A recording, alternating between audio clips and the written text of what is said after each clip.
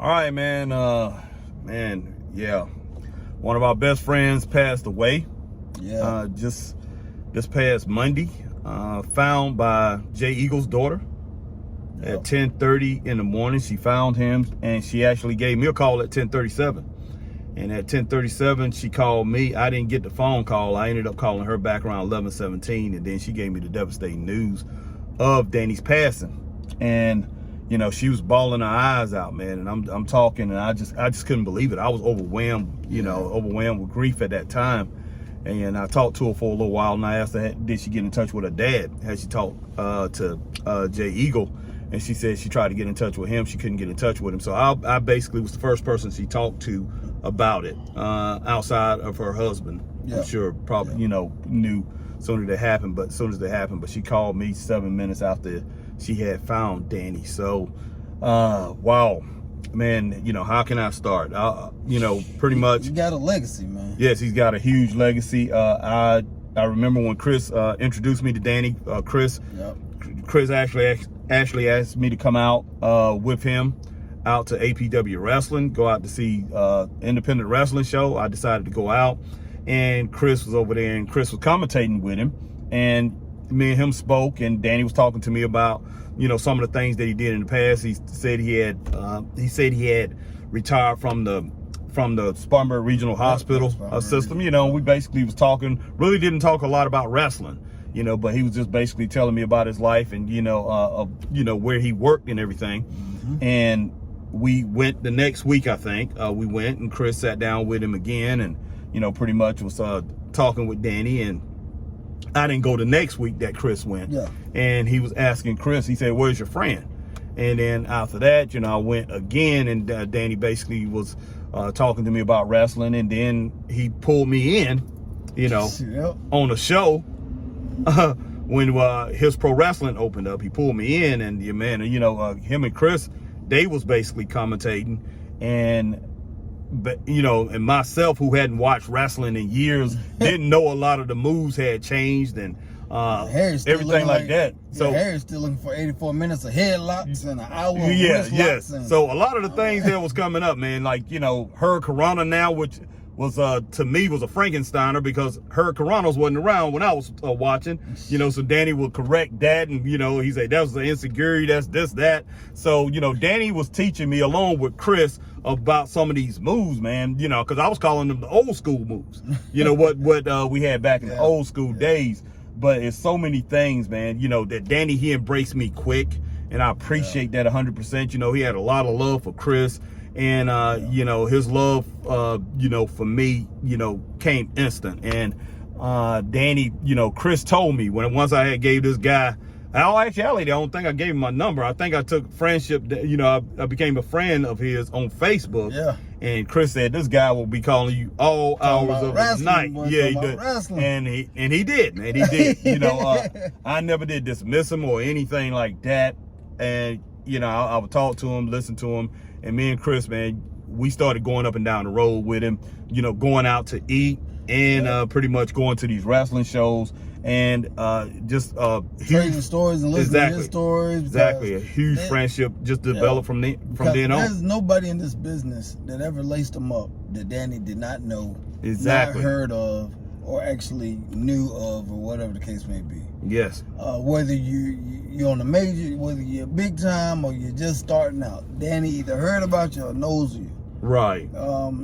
So yeah, Danny was a good guy, man. He will be sorely missed. Like I said, the first time I met Danny, my mother actually, God rest her soul, who was doing dialysis, had the local EMT company come and take her dialysis, and unbeknownst to me, Rocky Saki was a paramedic that was with my mom. I guess they were talking, found out he was a wrestler. Mom told him I was a wrestling fan, and they bring my mom back. He's like, oh, is this a wrestling fan? I'm like, who is he? Like, who are you? And he tells me and everything. He's like, yeah, I work down at Eagles. I'm like, Eagles? I'm like, Jay Eagles? He's like, yeah. I'm like, wait a minute. I was like, what's? I was like, I know it's promotion. I can't think of it. They used to come on TV. He's like, yeah, APW in Spartanburg. I'm like, yeah. So he tells me they are running every week, every Saturday. I was like, okay, I finally ended up going down there. First person I ran into was Dump Truck. I ran the Dump Truck and I was like, hey, good match, man. He's like, thank you. And I was like, hey, gotta talk to Jay Eagle. And he was like, hold on one moment. The next person I got introduced to was Rhonda Bragg. And next thing I know, she takes me to the back, introduced me to Eagle, and I talked to Eagle, and he's like, oh, okay. And I give him a quick backstory about my, Stanton wrestling and everything, and he's like, okay, so you ain't been around in a while. I'm like, no, I haven't, but I watch it constantly and everything, so I'm up to date on what's going on. He's like, okay, well, follow me. Going through the back, and everybody's looking at me because I'm a new face, and they were trying to figure me out and everything. Oh, I'm yeah. like, hey, how you doing? Yeah, I'm speaking, whatever. Sits me down with Danny. He's like, Danny, this is going to be your commentary partner for the rest of the show. Danny's like, looking like, Danny, I know in his mind, he didn't say it, but one of Danny's things, oh, hell. Right. Oh, hell. Right. That's what he always said that. Yeah. Oh, yeah. I know he didn't say it, but I know he was thinking it. And Danny told me, man, he's like, after everything was said and done, and I pretty much proved myself that I could, do color and commentary and everything. And Danny was like, when you first sat down, I didn't think you knew too much about wrestling and everything, but he's like, you proved me wrong. You hung in there, and you actually threw me for a loop a couple of times on some of your comments. Took me back. I didn't know what to say. I was speechless. Oh, yeah. And had me laughing and stuff. And I was like, well, Danny, hey, man. we kind of feed off each other like Gorilla Monsoon and Bobby Heenan. Oh, yeah. He's like, yeah, we do. So yeah. Danny, he will be sorely missed, man. Hey, no doubt. And so many people around this area, the Carolinas, Georgia, Tennessee, they have so much respect for this man. Yes, it's unreal. And yeah, and hey, I thank him for all the respect that he started to have from Chris and I, as commentators, especially as podcasters. And he really respected that I knew the business for as long as I did. Been around it.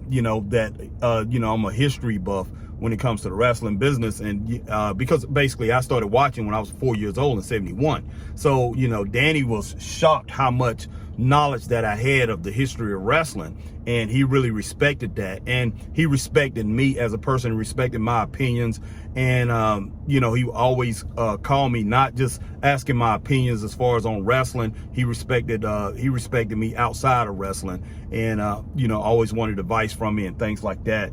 But man, we have a lot of love for Danny Parris. Yes. Chris and I, man, we would go pick up Danny, take him to the Beacon. We hated the Beacon. Me and Chris, we do not like the Beacon. It does not taste like when we grew up. Chris and I, we're from Greenville. We're from Greenville, South Carolina, and we're used to the clocks and the peaks. But when we was growing up, back in the 70s and 80s, I remember the Beacon tasting like the clocks and the peaks. Even the 90s, it used to taste like clocks and peaks. Yeah. But they changed. They did sell it. I remember they sold it. And Danny said he went back to the original recipes. The guy up there all the time. I'm not trying to say anything bad about him, but it don't taste like the same Beacon to me. And it don't take me and Chris. We can't stand it, but we went up there because of Danny, man. We loved Danny. He loved it. And he would always want to go eat there. Okay, you want to go to the Beacon? All right, let's go there. Yeah, and sometimes me and Chris, we want something to eat in Greenville or whatever, and Chris like, Harry, let's just go get Danny, man. Let's go to the Beacon. We'll call Danny, and Danny just be laying in the bed or whatever. He jump up and get dressed, and we'll take him over to the Beacon, man, and talk, and he really enjoyed it, and he really enjoyed the road trips and everything that we took, and go out to other towns and meet other wrestlers. We've been to a lot of different places. I think like 11 or 12 different places that we've been to together. He loved, man, Eastern Ollie, Georgia. Yes. SWA. He loved going down there, man. Right. Jackie, was it Billy Starr? Oh, yes. All those guys. Scott Green, all those guys, man. Adam Mabry, all those guys. He loved them to death. But a lot of people in this business we wouldn't know.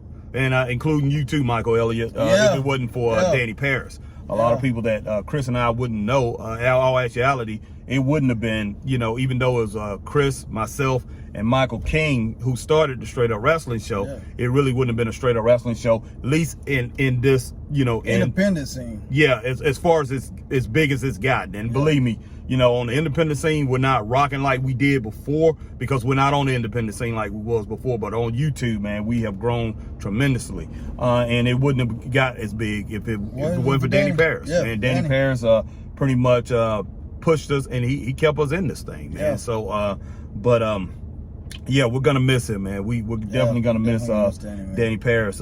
You know, man, rest in peace to him. Rest in peace. And I know where he's at. I know where he's at. The Lord, he's in the Lord's arms. Yeah, he was definitely loved by so many, man. Respected by so many, man. Yes. I mean, I don't care what you know, personal opinion was, but professionally, you had to respect that man. Hey, no doubt about that. I mean, the knowledge and the wealth of information that man had for this business. Yes, and we call pro wrestling, man. On the independent level, on the majors or whatever, it's just unmatched, man. Yes, and we will be matched. That's right. And we all have detractors. And my whole thing is this: anybody that's out here on this independent scene that don't like Danny Parris or whatever, I wish, you know, I wish and I hope, and I'm being straight up, that you get halfway of, you know, half of the respect that Danny Parris has in this business, or you have half of the career that Danny Parris had on this independent scene. Because I mean, you can't measure it. You can't measure it. Only person I can say that's been in this business in the Carolinas longer than Danny Parris, and that's Jay Eagle, man. Yeah, that's it. But that's it. But you know, Danny is the voice of the Carolinas. Pretty much, along with him and Bill Hazelwood, who's a good friend of his too. And Joe Wheeler, those guys, man, you know, hey, lockstep and key. So, hey, that's all we really have to say is Danny, that he was one of a kind, man. And he will be missed, sorely missed by so many. And he was loved by so many, man. Yes, that's true. That's true. And the outpouring of love that we've seen for Danny, man, is amazing. Is amazing. Yeah, and I wish he was here to see it. I really do. And something telling me that he is seeing it, and it's incredible. I just wish he would have saw it when he had left. Even though, you know, we all know he wasn't the same as he was back in the early days. But hey, he still had some left, and he had backup. You know, and we was his backup. You know, and he, like Chris said, so many people loved and respect him. But we are out of here. But yeah, we definitely love Danny Parris, man, and rest in peace. Rest in peace, Danny. And this ain't goodbye. This is just see you down the road. Exactly, no doubt. Peace.